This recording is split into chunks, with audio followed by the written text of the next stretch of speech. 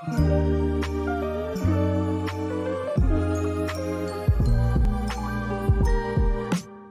ora and welcome to Tough Tutorials. Today we are going to be cutting a wine bottle. So you're going to need, of course, a wine bottle. You're going to need this diamond edge scoring device, a little lighter, a cork, and a bit of sandpaper. We use cut wine bottles in all sorts of weird and interesting ways, so I'm sure that this could come in handy for you. Starting off, you're going to take your wine bottle, you're going to adjust your diamond blade, diamond scoring device to the length that you want to cut. And then you're going to rotate it here over the blade, scoring the entire rim. It is super important, I can't implore you enough, that you don't move the bottle between each cut. I'll show you. So you place it here, work it up against this, and you're going to put your weight, pretty much all your weight, into the blade right here. You're going to hear it as it cracks, okay? So the weight is into it. You hear that? Now, the last thing you want to do is let this bottle move between your adjustment, because then it's going to get a little wonky. So we then do it again. And again.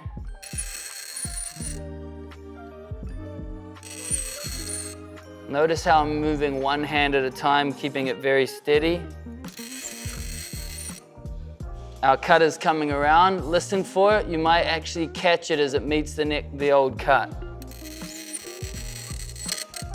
You hear that? So that's what you're looking for. And now we have this perfect line. There's not a single sort of blemish in it. That is super important. If there's a little notch in it, it means that your cut's gonna be off. Now you're gonna take this here flame of yours and you're gonna roll this bottle around while you hit it with the flame. Let's lock the flame on. You're gonna listen for the cracks in the bottle as it kind of goes and experiences the heat. You hear that? You're gonna wanna keep it moving.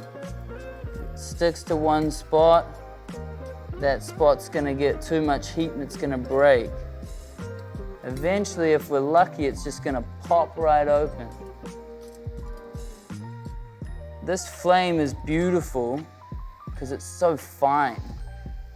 So don't go using a big old torch or something. You can use a candle, but this is proven to be the best tool. I can feel like it's getting pretty close.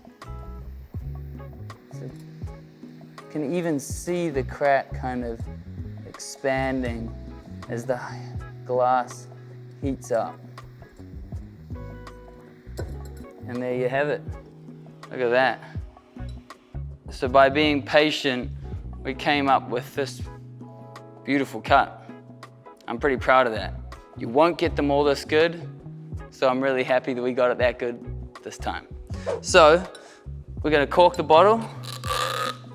We're gonna take our sandpaper, run the edges. I'm kind of putting a bit of a 45-degree angle on it, but if you cup it, you can hit it from both your tips of your fingers and the palm of your hand at one time. It's kind of hot right now, so using a bit of water to cool it down is advised. Doing that, now I'm going to take this and get it inside here. Do the same on the interior. Now that's going to be blunted. Before I go touching the edge and testing its texture, I'm just going to cool it down. There we go. The whole principle behind the separating of these is the change of temperature in the material of glass. So if you do find yourself kind of rolling that flame around for days and days and it doesn't seem to want to cut, dip it into a bucket of water. The heat of the bottle versus the cold of the water is going to initiate that break. So give that a shot if you're having trouble. And now we have a cut wine bottle. We can do the same to this side. We have a little wine ramekin, so we can just sip on a little wine. For those of you who love to make candles, you could fill it with candle wax and put a little wick in it.